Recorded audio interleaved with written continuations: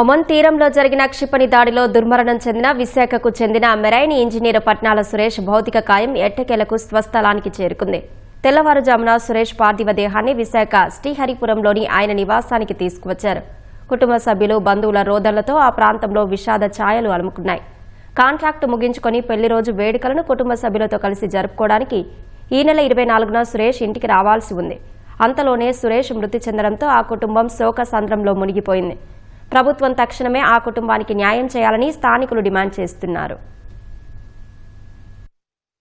ఏమిస్తారని కూడా ఇంతవరకు డిపార్ట్మెంట్ నుండి కానీ, కేంద్ర ప్రభుత్వం నుంచి కానీ, రాష్ట్ర ప్రభుత్వం నుంచి కానీ ఎటువంటి కాంపన్సేషన్ ఇస్తారా? మాకేంటి, మా పిల్లల భవిష్యత్తు ఏంటి, మా కుటుంబం ఎలా బతకాలి?